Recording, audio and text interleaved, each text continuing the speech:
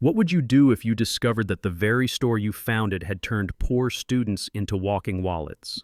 And if the true soul of the company was being kept alive only by a cashier quietly giving everything he had, what would you do to change it all?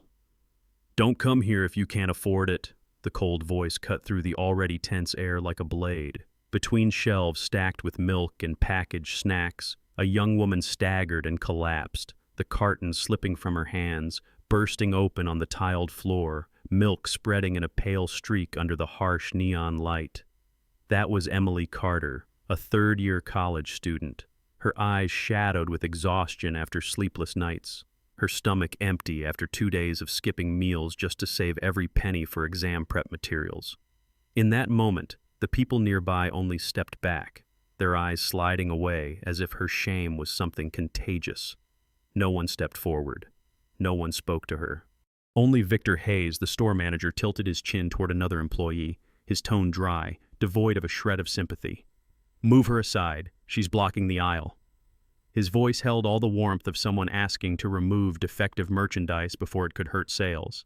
But among those indifferent stares, one person did not stay still. Ethan Reed, the thin cashier with dark circles etched under his tired eyes from long night shifts, quickly stepped out from behind the counter.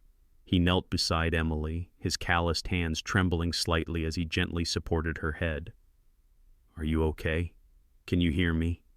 His voice was low and unusually soft, a stark contrast to the steady beeping of barcode scanners behind him. Without waiting for an answer, determination flickered across his face, so brief even he might not have noticed it. He helped Emily to her feet, guided her to a nearby chair, then returned to the counter and pulled out his wallet.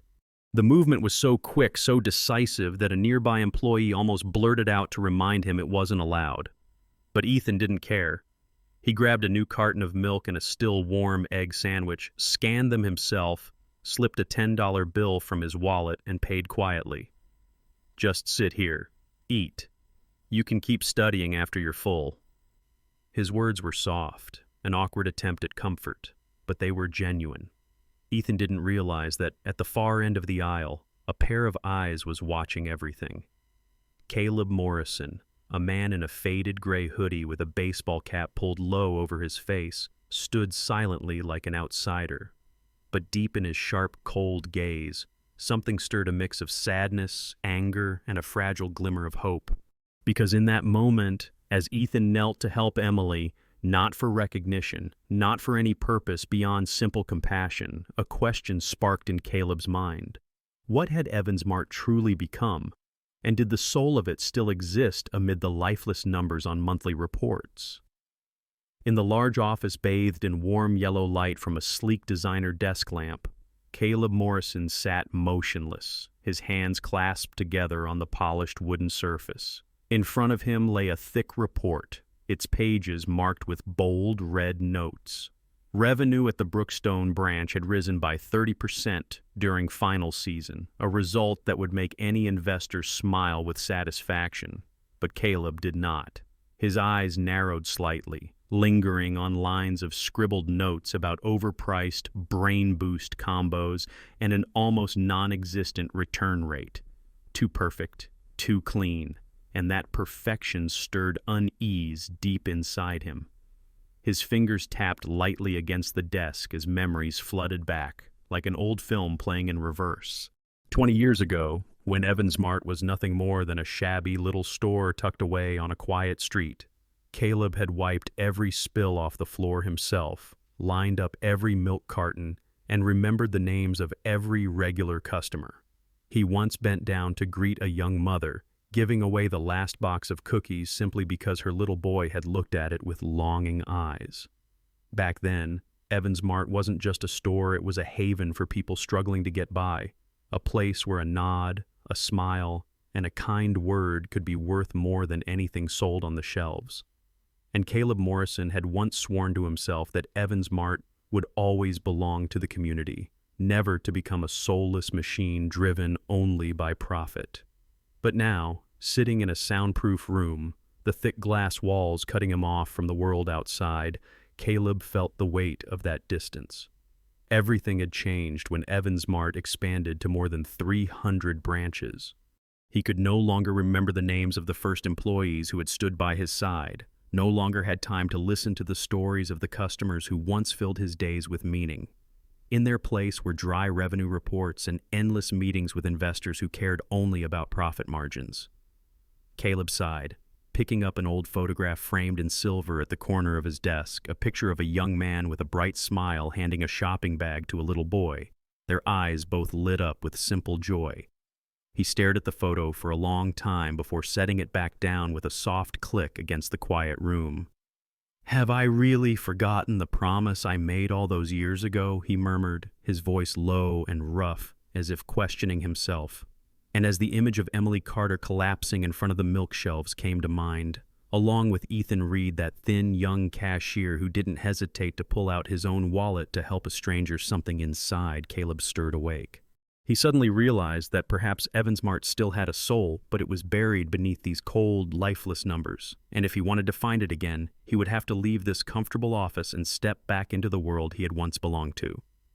2 days later, at 6:30 in the morning, the sky over Brookstone was painted a pale gray, dim light reflecting off the damp sidewalks after the night's rain. In front of the Evans Mart store near the university campus, a man stood still for a few seconds, pulling the brim of his worn baseball cap lower and adjusting his faded hoodie. No one recognized him. No one suspected for a moment that this was Caleb Morrison, the founder of Evans Mart, now disguised as a temporary employee under the name Mark. The back door opened, releasing a chill of air-conditioned cold mixed with the faint scent of watered-down coffee. Victor Hayes, the store manager, appeared holding a clipboard. He gave Caleb a single glance before jerking his chin. "The stockroom needs sorting. If you can work, then work. Don't just stand around getting in the way." His tone was flat, indifferent, without even a greeting.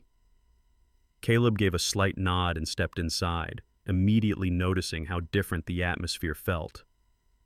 Under the dull glow of neon lights, a few young employees kept their heads down as they stocked shelves, their faces gaunt as if they hadn't slept properly in days.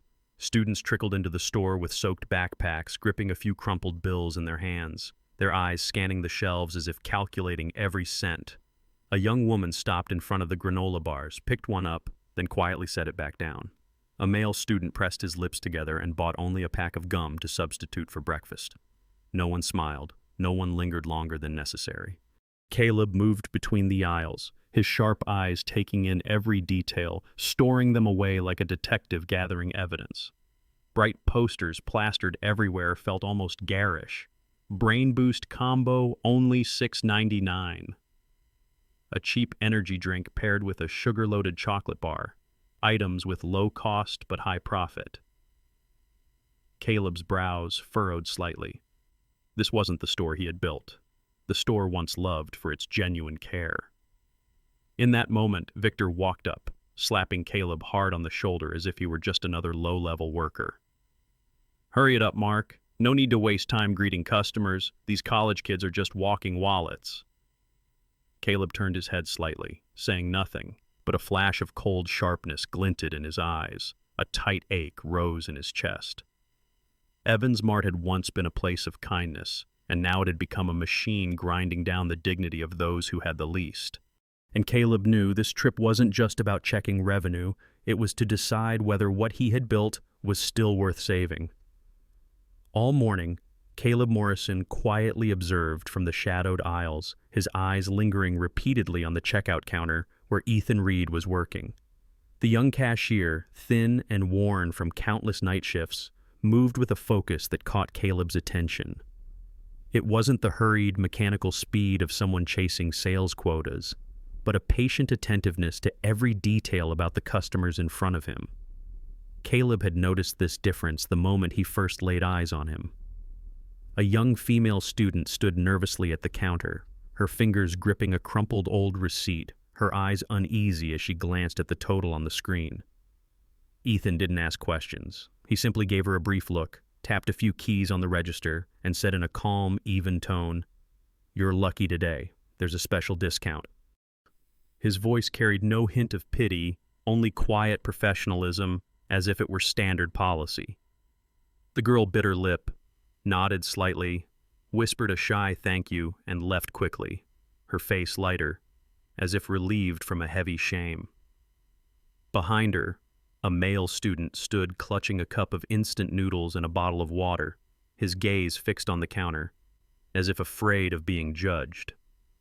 As he turned to leave, Ethan slipped a slightly bruised banana from the almost expired section into his bag, his voice low. "On the house. Make sure you eat properly before class." The boy looked up, surprised, but didn't dare speak loudly. Instead, he offered a small smile and hurried out. These quiet acts went unnoticed by everyone else. The cameras wouldn't even register them, but Caleb saw everything. During the break, when Ethan stepped away from the counter to switch shifts, Caleb happened to pass the staff room and noticed a small notebook left on the table. Its cover was worn, its pages frayed at the edges, filled with neatly written notes. March 10th, milk plus cookies, $3.12. Own money. March 12th, bottled water plus sandwich, $4.50. Own money. Caleb turned a few pages, his chest tightening. Ethan had been quietly paying out of his own pocket for items the store should have been providing for struggling customers. He did it in silence, without making anyone else responsible, without asking for thanks. Caleb closed the notebook carefully, setting it back exactly where it had been, then walked out with his usual composed expression. But inside, a storm of emotions churned. In a system dominated by cold numbers and rigid procedures, there was still someone like Ethan, someone who had willingly become the last piece of goodness left in Evans Mart. That is the true soul of this store, Caleb thought to himself. But he also knew if people like Ethan continued to be ignored, that soul would soon be crushed under the relentless grind of profits driven by men like Victor Hayes and others just like him. That afternoon, Caleb Morrison stood by the beverage aisle, pretending to arrange cans of soda, while in reality watching Victor Hayes' every move. The manager, dressed in a crisply ironed shirt and with slick, perfectly combed hair, strode around with a clipboard in hand like a commander barking orders. "Push the Brain Boost combos to the front, right at eye level. Don't waste space on cheap stuff." The words cut into Caleb like a cold blade, dragging him back to the days when he arranged products to make things easier for customers, not to force them into buying something they didn't need. As Victor passed the checkout counter, he leaned close to a young employee and spoke in a low but firm tone. "Upsell as much as you can. Call it exam nutrition. Those college kids will buy it immediately. They don't have a choice." He smirked, the smirk of a man confident he controlled everything. Caleb gripped a soda can tightly, his knuckles popping slightly. But what truly made Caleb's blood boil was the conversation he overheard while standing near the staff room.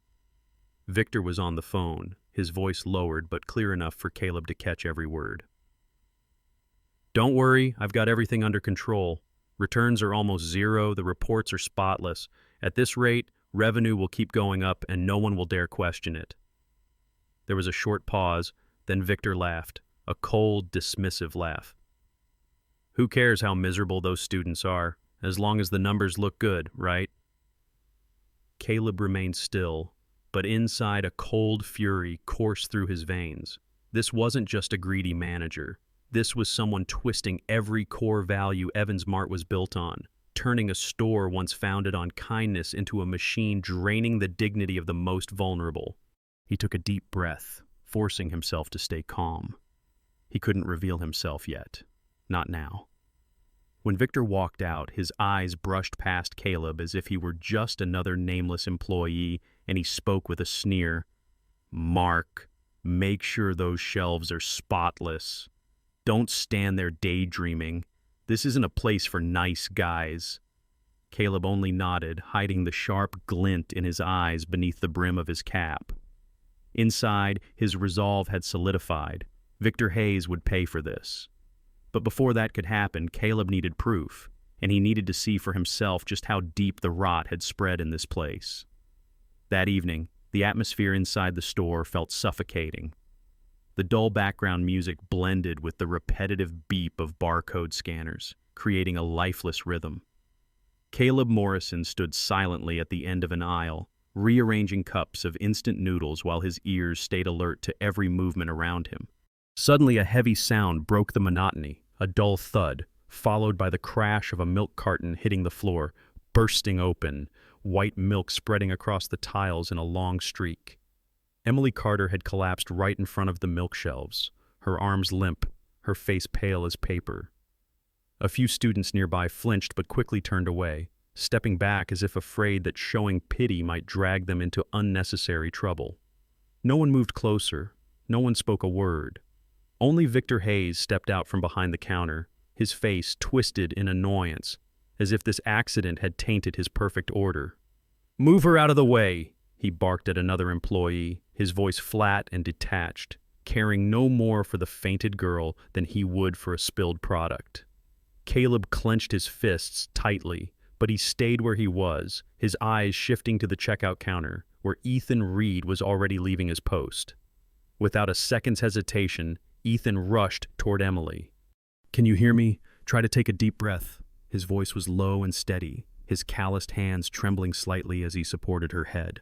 Without waiting for orders, Ethan scooped her up, guiding her carefully to the staff room, every movement quick yet gentle, as if afraid of hurting her. A minute later, he returned to the counter, quietly taking an egg sandwich and a bottle of water, scanning them himself. From his wallet, he pulled out a $10 bill and placed it on the counter like any regular transaction. He folded the receipt neatly and slipped it into his pocket, a familiar habit of someone who recorded every dollar he spent on others. Then he returned to the staff room, handing Emily the food, his voice soft, almost like a clumsy but sincere reassurance. "Eat this, then you can keep studying when you feel better. Don't worry about anything else." Caleb watched everything from the aisle, his chest tightening. He had seen kind employees at Evans Mart in the past, but none who held on to kindness so fiercely that they risked punishment for it. In that moment, Caleb understood more clearly than ever. Evans Mart wasn't completely gone, but its soul was buried deep, and Ethan Reed was the last fragile spark keeping it alive. Victor, standing nearby, rolled his eyes in irritation at the scene and muttered loud enough for Caleb to hear, "What an idiot. Giving things away and getting nothing in return." Caleb turned to look at him, his gaze darkening, but he said nothing. Not yet. It wasn't time. He needed to let everything play out, to see the full truth of men like Victor before delivering his judgment.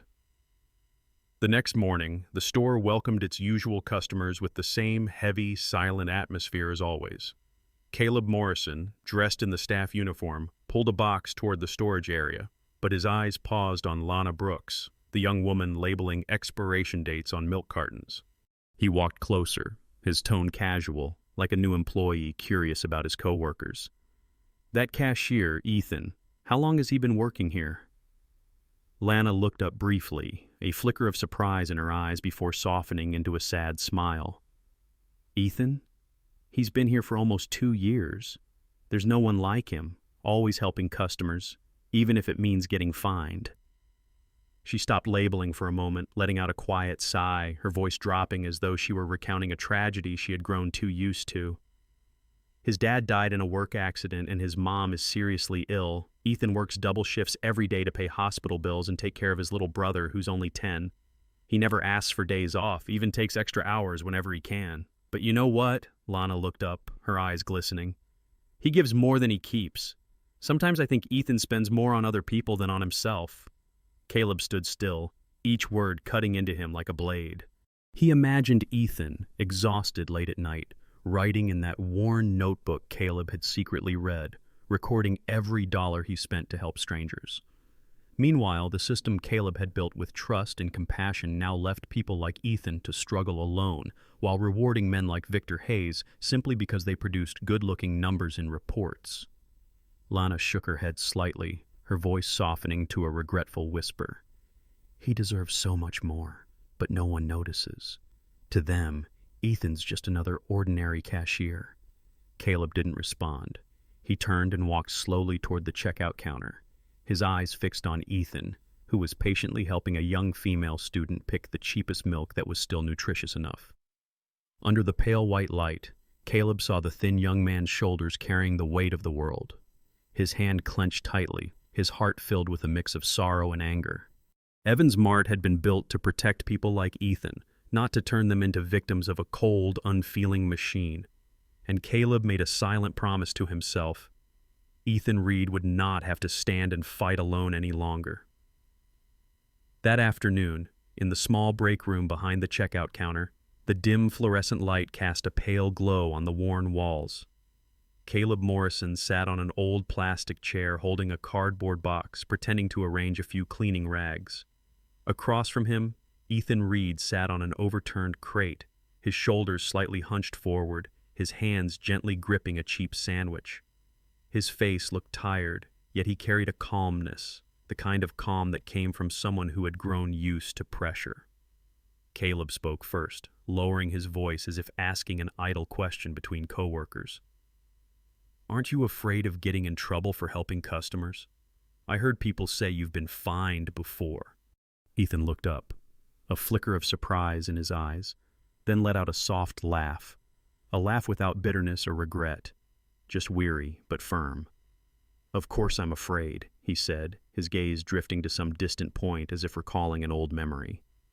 "They warned me once for giving food to a student he was shaking so badly he couldn't even hold his phone to pay, but—" Ethan paused, letting out a quiet sigh, his voice lowering as though sharing a private truth. "When you look into their eyes, you understand. They don't need a lecture on rules. They need a hand, just once, to help them stand back up. And I can't ignore that." Caleb said nothing. He sat still, studying the young man's face, every word Ethan spoke striking him like hammer blows to the chest. Ethan spoke those words with quiet simplicity, without pride, without waiting for praise. He helped others not for recognition, but because he believed it was the right thing to do. In that moment, Caleb realized he was sitting across from the kind of person the entire system should have been built to protect, to support.